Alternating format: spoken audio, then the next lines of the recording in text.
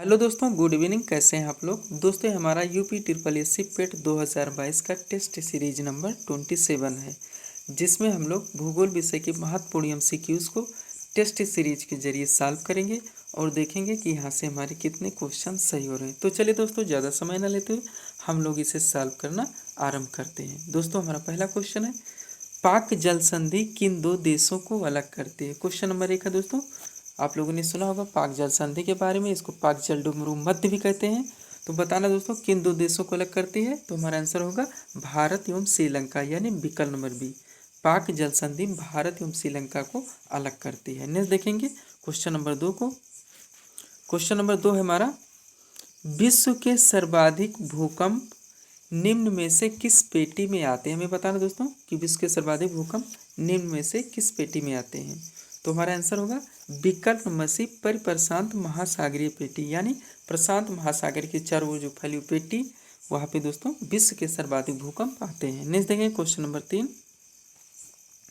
Question दोस्तों, पृथ्वी की अपनी कक्षा में गति बताना है। क्वेश्चन नंबर 3 में हम लोग जानते हैं दोस्तों कि पृथ्वी अपने अक्ष पर 24 घंटे में एक बार दोस्तों घूमती है, जिसके द्वारा दैनिक दोस्तों जो हमारे दिन व रात होते हैं, और इसकी एक वार्षिक गति है जिसको हम लोग परिभ्रमण कहते हैं दोस्तों, जिसमें वह 365 दिन 5 घंटे 48 मिनट व 46 सेकंड में एक चक्कर लगाती है, जिसके द्वारा ऋतुएं बदलती हैं, जो पृथ्वी की वार्षिक गति है। तो यहाँ बताना दोस्तों कि पृथ्वी अपनी अक्ष पर घूमती है, तो उसकी दिशा कौन सी है?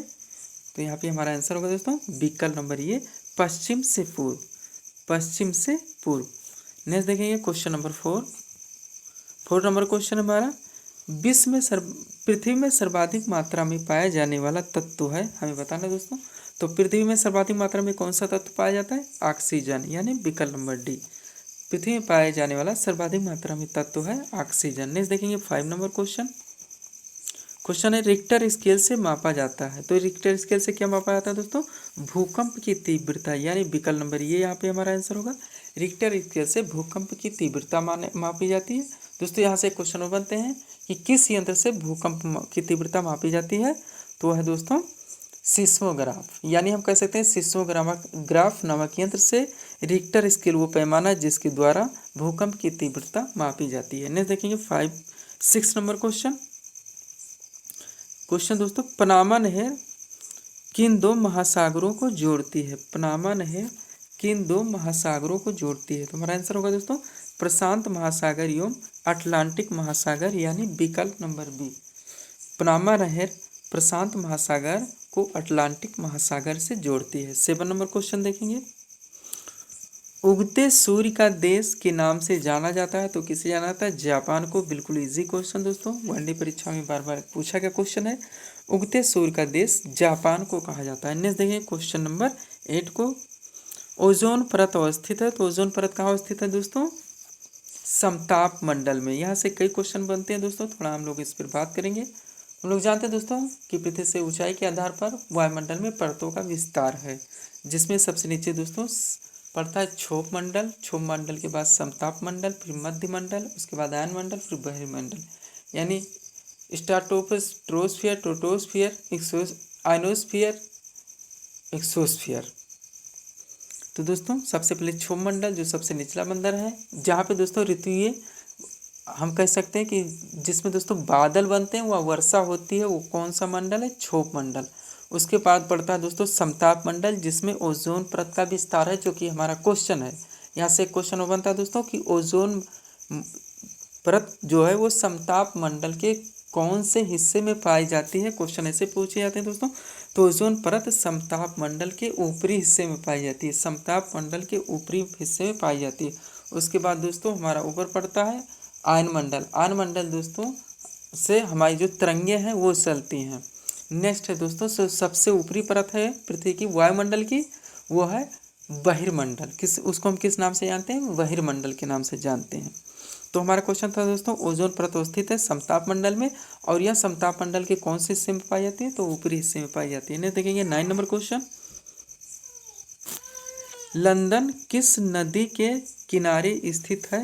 ये क्वेश्चन दोस्तों हमारा 9 नंबर क्वेश्चन, लंदन किस नदी के किनारे स्थित है? तो हमारा आंसर होगा दोस्तों टेम्स नदी, यानी विकल्प नंबर बी, लंदन टेम्स नदी के तट पर स्थित है। नेक्स्ट देखेंगे क्वेश्चन नंबर 10 को, चीन सागर में आने वाले उष्ण कटिबंधीय चक्रवात को क्या नाम दिया गया है? सबसे पहले तो जानिए दोस्तों, चीन सागर में कौन से जो चक्रवात आते हैं वो कैसे होते हैं दोस्तों? तो उष्ण कटिबंधीय होते हैं। क्वेश्चन ऐसे भी बनते हैं, उष्ण कटिबंधीय, उपोष्ण कटिबंधीय, शीतोष्ण कटिबंधीय, शीत कटिबंधीय।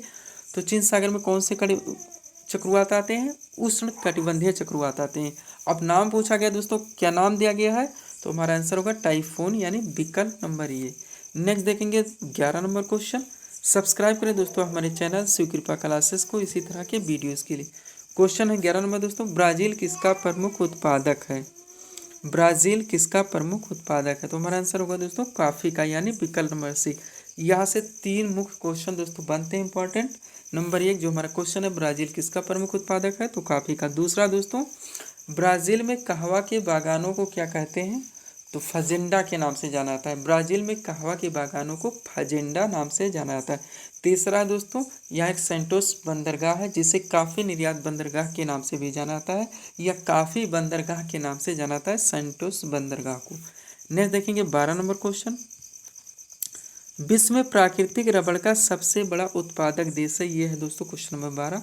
विश्व में प्राकृतिक रबड़ का सबसे बड़ा उत्पादक देश, तो आंसर होगा दोस्तों हमारा विकल्प नंबर बी, इंडोनेशिया। यहाँ से 2 क्वेश्चन बनते हैं दोस्तों, एक कृत्रिम रबड़, एक प्राकृतिक। अगर कृत्रिम पूछा जाए दोस्तों तो आपका संयुक्त राज्य अमेरिका होगा, और प्राकृतिक पूछा जाए दोस्तों तो इस समय चल रहा है इंडोनेशिया सबसे बड़ा उत्पादक देश। नहीं देखेंगे 13 नंबर क्वेश्चन, पिग्मी जनजात निवासी है तो कहाँ की है दोस्तों? कांगो की, यानी विकल्प नंबर ये हमारा आंसर होगा। बिल्कुल इजी क्वेश्चन दोस्तों, वनडे परीक्षाओं में बार बार पूछा गया क्वेश्चन है। पिग्मी जनजात निवासी है कांगो की। नेक्स्ट देखेंगे क्वेश्चन नंबर 14, किस देश का प्राचीन नाम पर्सिया है? ये पूछा गया है दोस्तों क्वेश्चन नंबर 14 में।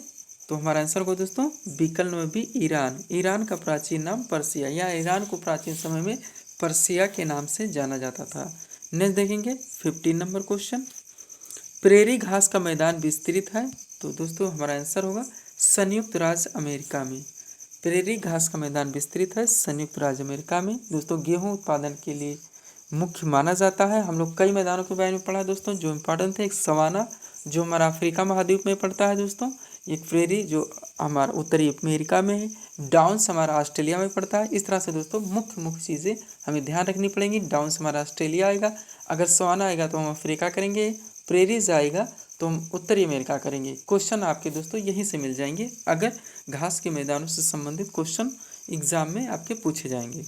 नेक्स्ट 16 नंबर क्वेश्चन, सोन नदी कहाँ से निकलती है? ये हमें बताना है 16 नंबर क्वेश्चन में। तो हमारा आंसर होगा दोस्तों विकल्प नंबर सी, अमरकंटक पहाड़ी से। सोन नदी कहाँ से निकलती है? अमरकंटक पहाड़ी से। नेक्स्ट देखेंगे 17 नंबर क्वेश्चन, जमशेदपुर किस नदी के तट पर स्थित है? तो दोस्तों हम लोग जानते हैं जमशेदपुर इस्पात संयंत्र कारखाना के नाम से दोस्तों मशहूर जमशेदपुर, तो किस नदी के तट पर स्थित है? स्वर्णरेखा नदी के तट पर, यानी विकल्प नंबर ये यहाँ पे हमारा आंसर होगा। नेक्स्ट देखेंगे 18 नंबर क्वेश्चन। 18 नंबर क्वेश्चन है दोस्तों, हीराकुड बांध किस नदी पर स्थित है? वेरी वेरी इंपॉर्टेंट क्वेश्चन दोस्तों, हीराकुड बांध किस नदी पर स्थित है? तो हमारा आंसर होगा दोस्तों महानदी, यानी विकल्प नंबर सी। अगर लोकेशन स्टेट पूछा जाए दोस्तों तो आपका उड़ीसा राज्य होगा। नेक्स्ट देखेंगे 19 नंबर क्वेश्चन और इस सीरीज का दोस्तों सेकेंड लास्ट क्वेश्चन दोस्तों, वायु दाब को किस यंत्र से मापा जाता है? बार बार पूछा गया क्वेश्चन है दोस्तों, तो हमारा आंसर होगा बैरोमीटर, यानी विकल्प नंबर ये, बैरोमीटर से वायु दाब को मापा जाता है। नेक्स्ट देखेंगे 20 नंबर क्वेश्चन दोस्तों और इस सीरीज का लास्ट क्वेश्चन है दोस्तों, निम्न में से कौन सा युग्म सुमेलित नहीं है? दोस्तों मैं आपसे बार बार बोलता हूँ क्वेश्चंस को आप पूरा पढ़ने की कोशिश कीजिए, क्योंकि लास्ट में शब्द आता है सत्य बताने या सत्य, जो कि हाईलाइट नहीं किया जाता है। और दोस्तों हम क्वेश्चन पूरा नहीं पढ़ते, अपने आंसर कर देते हैं, जिसके कारण हमारे आंसर गलत हो जाते हैं। दोस्तों आप लोग क्वेश्चंस को पूरा पढ़ने की कोशिश कीजिए। चलिए दोस्तों हम लोग इसको मिलाते हैं। हमें बताना है कि कौन सा युग्म इसमें से गलत है। 4 विकल्प है हमारे पास। एक तरफ कृषि क्रांति दिया गया है, दूसरी तरफ दोस्तों उनसे संबंधित उत्पादन के नाम दिए गए हैं। तो चलिए ये नंबर में है दोस्तों हरित क्रांति, जिसके सामने खाद्यान्न उत्पादन दिया गया है, बिल्कुल सही है। हरित क्रांति हम लोग जानते हैं दोस्तों खाद्यान्न उत्पादन से संबंधित है। बी नंबर श्वेत क्रांति, श्वेत क्रांति किससे संबंधित है? दुग्ध उत्पादन से, ये भी बिल्कुल सही है। सी नंबर है गुलाबी क्रांति, गुलाबी क्रांति किससे संबंधित है दोस्तों? झींगा मछली उत्पादन से, ये भी बिल्कुल सही है। तो डी नंबर तो हमारा जरूर गलत होगा दोस्तों। रजत क्रांति, रजत क्रांति किसका है? अंडा मुर्गी उत्पादन हम लोग जानते हैं दोस्तों, तो यहाँ है चांदी उत्पादन, जो कि हमारा गलत है, तो डी हमारा गलत है और यही हमारा आंसर है दोस्तों, विकल्प नंबर डी। इस तरह से दोस्तों हम लोगों ने 20 महत्वपूर्ण MCQs को टेस्ट सीरीज के जरिए यहाँ पे सॉल्व किए हैं। थोड़ा और क्रांति के बारे में बात करेंगे दोस्तों, ताकि क्रांति से संबंधित कोई भी क्वेश्चन पूछा जाए तो दोस्तों वो क्वेश्चन हमारे गलत ना हो। इसके अलावा दोस्तों नीली क्रांति पूछी जाती है, जो मत्स्य उत्पादन से संबंधित है। गुलाबी क्रांति पूछी जाती है, जो हम लोगों ने पढ़ा झींगा मछली उत्पादन। श्वेत क्रांति हम लोगों ने देखा दोस्तों दुग्ध उत्पादन। हरित क्रांति दोस्तों हम लोगों ने देखा खाद्यान्न उत्पादन। उसके आगे दोस्तों पीली क्रांति पड़ती है, जो सूर्यमुखी व अन्य तिलहनों के उत्पादन से संबंधित है। लाल क्रांति दोस्तों मांस व टमाटर उत्पादन से संबंधित है। भूरी क्रांति गैर परंपरागत ऊर्जा उत्पादन से संबंधित है। गोल क्रांति दोस्तों आलू उत्पादन से संबंधित है। रजत क्रांति, जो हमारा ऑप्शन गलत गया दोस्तों, जिसमें दिया गया था चांदी, जो कि गलत है, ये अंडा उत्पादन से है। उसके बाद सुनहरी क्रांति दोस्तों फल उत्पादन है, जो बागवानी फलों के रूप में खेती की जाती है। एक आता है दोस्तों न्यू अपडेटेड है इंद्रधनुषी क्रांति, जो है कृषि संबंधित समग्र चीज़ों के उत्पादन से संबंधित क्रांति। तो दोस्तों इस तरह से हम लोगों ने 20 महत्वपूर्ण MCQs को यहाँ टेस्ट सीरीज के जरिए सॉल्व किए हैं, जो कि एग्जाम आपके पेट के एग्जाम की दृष्टि से काफ़ी इंपॉर्टेंट है। तो दोस्तों इसी तरह के वीडियोस के लिए आप सीख क्लासेस से जुड़ें, चैनल को सब्सक्राइब करें, ताकि हमारे द्वारा दिए जाने वाले सभी वीडियो आप क्रम से सबसे पहले देख सकें। तो मिलते हैं दोस्तों हम अपने अगले वीडियो में। Thanks for watching.